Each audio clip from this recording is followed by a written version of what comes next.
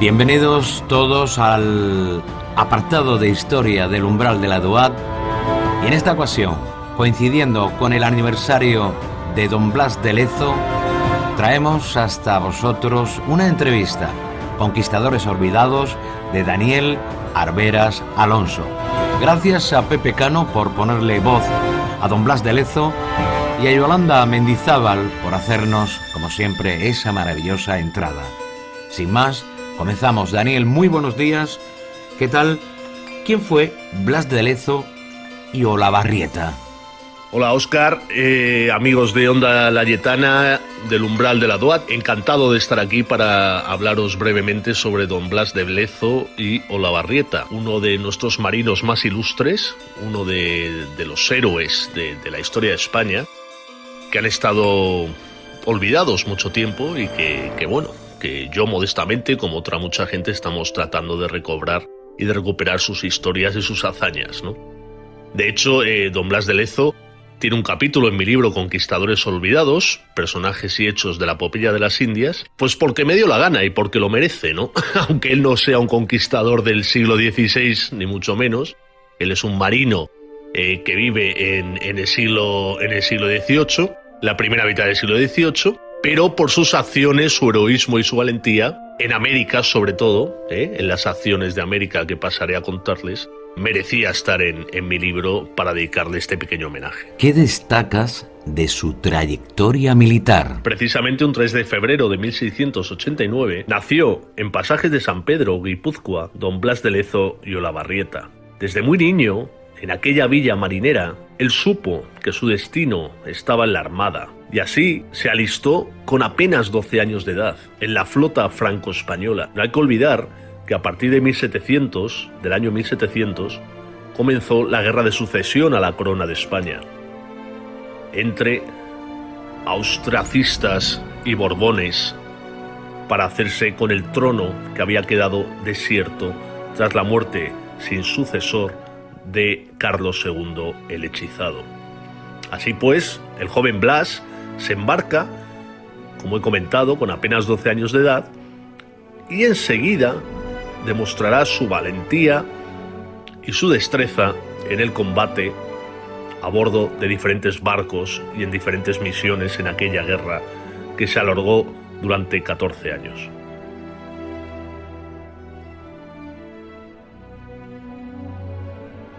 Bien instruido, Vuestra Excelencia, por los factores de Portobelo, como no lo ignoro, del estado en que se hallaba aquella plaza, tomó la resolución de irla a atacar con su escuadra, aprovechándose de la oportuna ocasión de su imposibilidad de defenderse, para conseguir sus fines. Puedo asegurar a Vuestra Excelencia me hubiera hallado en Portobelo para impedírselo.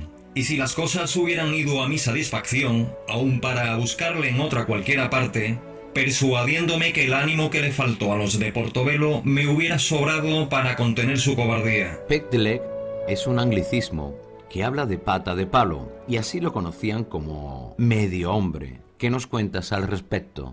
En aquella guerra de sucesión, el joven, el casi adolescente Blas de Lezo sufriría sus heridas más graves que le marcarían ya el resto de su trayectoria y que le harían ser conocido o apodado como el medio hombre, ¿no? Primero, en 1704, en el asedio de Vélez Málaga, nada menos que una bala de cañón le amputa la pierna izquierda. 3 años después, pese a que le aconsejan no participar en acciones directas de combate y le ofrecen un destino en retaguardia, él no se arredra, él sigue adelante y sigue asumiendo los riesgos de la primera línea. Así, 3 años después, en 1707, él está defendiendo la fortaleza de Tolón, en Francia, cuando una esquirla de metralla se le aloja en el ojo, perdiendo la visión de ese ojo. Por si esto fuera poco, la guerra de sucesión continúa y en uno de sus últimos capítulos, en el asedio y bombardeo de Barcelona en 1714, donde él participa, una bala de fusil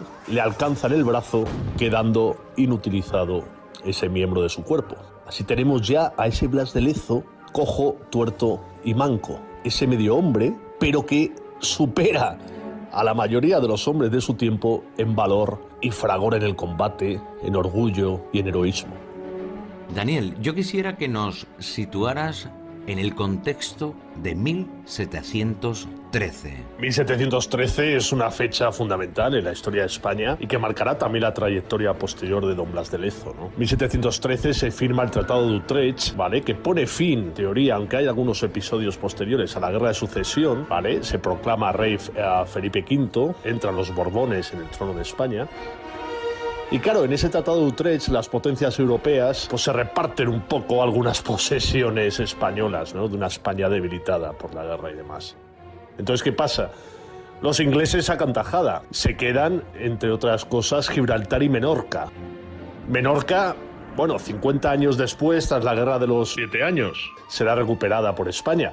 Gibraltar ahí sigue, ¿no?, que es la última colonia, en este caso inglesa. Y ese Tratado de Utrecht, en cuanto a la América hispana, pese a que España conserva todos sus territorios en América, sí que tiene que ceder ante los ingleses. ¿En qué? Pues en el comercio, que es lo que a los ingleses siempre les ha interesado, ¿no?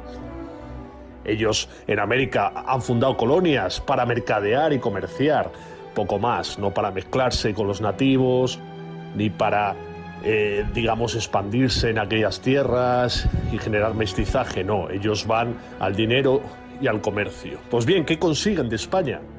De esa España debilitada por la guerra. Consiguen el asiento de negros y el navío de permiso. El asiento de negros es que la corona de España les concede el transporte y exportación de esclavos negros africanos a América. Y también el navío de permiso, que es que un barco inglés de hasta 500 toneladas puede comerciar directamente con varios puertos de la América hispana. Un navío al año. Pronto ese navío de 500 toneladas los ingleses consiguen que sea de 1000 toneladas. Se rompe, digamos, el monopolio que tenía España sobre sus territorios, ¿no?, para el comercio y transporte de mercancías, bienes y demás. ¿Qué pasa?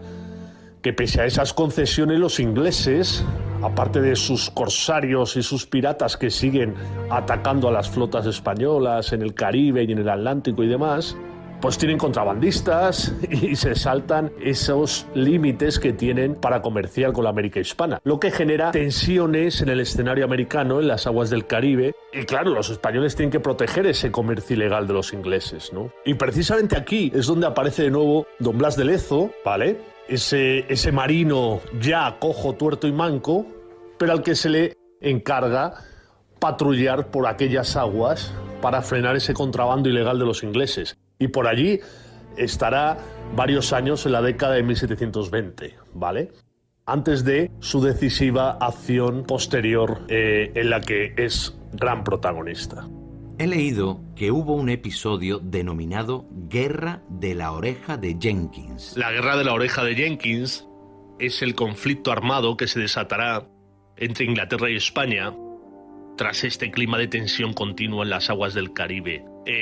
Sucede un episodio en 1737 en el que un guardacortas español sorprende a un contrabandista inglés, un barco inglés con contrabando ilegal, ¿no? Entonces el capitán español le corta como castigo la oreja al capitán inglés. Este es mandado de vuelta a Inglaterra y se presenta ante el rey con su oreja en un frasco. Y dice que el español le ha dicho que lo mismo le hará a su rey y demás, ¿no? Esta anécdota pues provoca un aumento de las tensiones, hay negociaciones, tiras y aflojas, pero al final se desata la guerra, ¿no? Se declara la guerra ambas potencias. Este conflicto durará de 1739 a 1748 y es en el que don Blas de Lezo, que está al mando de la defensa y refuerzo de la estratégica ciudad de Cartagena de Indias, pasará a la historia por la épica defensa que hace de esta ciudad ante un ataque impresionante de una armada muy numerosa inglesa, ¿no? Esto ocurrirá en 1741. Aquí en España la historiografía siempre ha llamado a esta guerra la Guerra del Asiento, por el asiento de negros que les comentaba con anterioridad.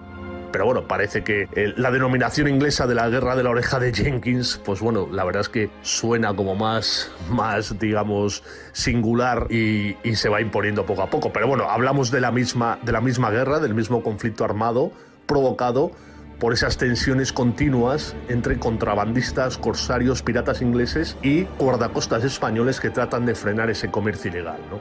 Al final es impepinable que la guerra se va a producir y se produce sobre todo en ese Caribe, pues en el que se cruzan los barcos y en el que los ingleses van atacando puertos españoles y todo barco español que surque sus aguas. Estás escuchando Onda Layetana. Algunos ilusos de la época acuñaron monedas de una supuesta victoria en Cartagena de Indias. Lo de las monedas es muy bueno y es real, ¿no? Como el altivo almirante Vernon, seguro de su victoria, cuando flanquean por fin, tras semanas de asedio, la boca chica de la bahía, él cree que Cartagena de Indias va a caer en cuestión de días, ¿no? Y entonces manda acuñar unas monedas en la que sale él y arrodillado Blas de Lezo, pues rindiendo Cartagena, ¿no? Y con la leyenda de que, bueno, pues que el orgullo español ha sido derrotado. Algo así muy parecido, ¿vale? Esas monedas existen, esas monedas, él manda un barco a toda prisa a Inglaterra con esas monedas, anunciando su victoria. Y bueno, al final, pues en fin, esa prepotencia inglesa quedó retratada porque ni hubo victoria ni nada de eso, ¿no? Y de hecho, lo que hubo fue una flagrante derrota ante, pues bueno, una defensa numantina de Blas de Lezo y 3.000 hombres frente a pues una flota de más de 200 barcos y 20.000 ingleses, ¿no? O sea, fíjense ustedes, ¿no? Lo que es la realidad. Esas monedas llegaron a Inglaterra, no sé lo que harían con ellas, algunas se conservan en el Museo Naval de Madrid, que se pueden ver, y bueno, esta derrota inglesa en Cartagena de Indias fue ocultada por la historiografía inglesa, nunca se supo, nunca se habló de ello. Esta es la anécdota de las monedas del altivo almirante Vernon, que se tuvo que tragar. Por la Convención del Pardo del 14 de enero de 1739, había aceptado pagarle a los británicos por los daños ocasionados en operaciones de registro a los contrabandistas la cantidad de 95.000 libras esterlinas. Pero Felipe V de España no solo no pagó lo convenido, sino que consideró menos costoso declararle la guerra a los británicos, el 25 de agosto de 1739. Inglaterra la declaró a España en octubre de 1739. La guerra de la oreja de Jenkins.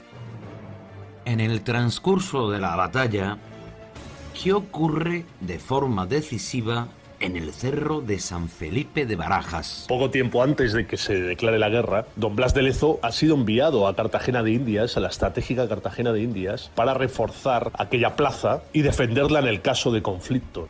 Don Blas de Lezo ya es teniente general de la Armada, es un hombre de prestigio, curtido en 1000 batallas, su cuerpo ha sufrido la metralla, los cañones enemigos, pero eso no le impide ser un hombre muy valorado y muy a tener en cuenta, ¿no? Por eso se le envía a Cartagena de Indias. Y de hecho, él será el protagonista de una defensa numantina contra una fuerza inglesa 10 veces superior en número que le hará pasar definitivamente a la historia.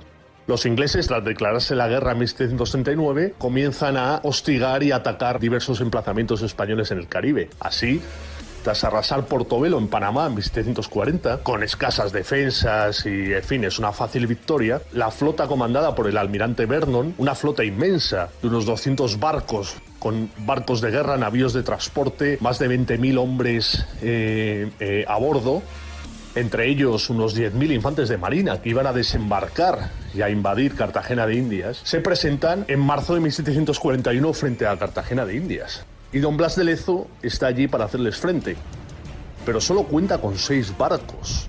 Y, eso sí, una orografía de la propia bahía de Cartagena de Indias con diversos emplazamientos, fortines y fortalezas que él ha ido reforzando en los meses previos. Entonces, claro, don Blas de Lezo no puede salir a enfrentarse con esa flota inmensa. Él decide aguantar, ganar tiempo, bloquear la bahía hundiendo algunos de sus barcos, salvando los cañones para reforzar los fortines y fuertes que tienen para la defensa. Y así los ingleses empiezan a cañonear desde fuera de la bahía, intentando debilitar aquellos fortines que presentan una resistencia tremenda, ¿no?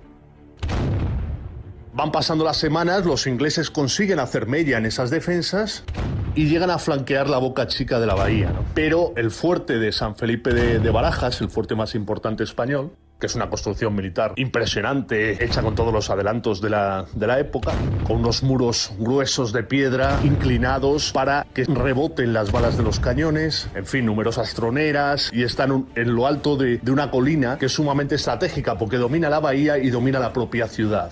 Entonces, San Felipe de Barajas hay que conservarlo como sea, porque si cae San Felipe, cae la ciudad de Cartagena. Porque desde ese mismo fuerte los ingleses, si lo toman, podrían bombardear Cartagena y hacerla capitular definitivamente. Don Blas de Lezo, moviendo hombres de un lado a otro, reforzando ese lugar, consigue detener la embestida final de los ingleses, de unos ingleses que atacan cuesta arriba, que llevan unas escalas para trepar a la fortaleza, pero un espía mandado por Blas de Lezo previamente sabe la medida de esas escalas, entonces manda cavar justo antes del ataque un foso alrededor de la fortaleza para que esas escalas no lleguen a la altura del fuerte. En fin, toda una serie de decisiones que mezclan coraje, astucia, inteligencia, saber hacer de un marino que con muy escasos recursos supo frenar esa invasión inglesa que amenazaba no solo Cartagena de Indias, sino toda la América hispana, ¿no? Así, bueno, los ingleses van pasando las semanas, intentan un ataque, intentan otro, van sufriendo la ausencia de víveres frescos, las enfermedades que se van propagando entre sus tropas y acaban desistiendo de la toma de Cartagena de Indias, ¿no? A las 7 los enemigos huyeron precipitadamente, abandonando sus escalas, algunos manteletes, sacos de estopa, palas, picos y muchos fusiles, dejando la quebrada por donde atacaron llena de muertos y heridos. A las 8:15 hicieron llamada a los enemigos con una bandera blanca y se les correspondió, y el pedimento fue la suspensión de armas para retirar sus muertos y heridos.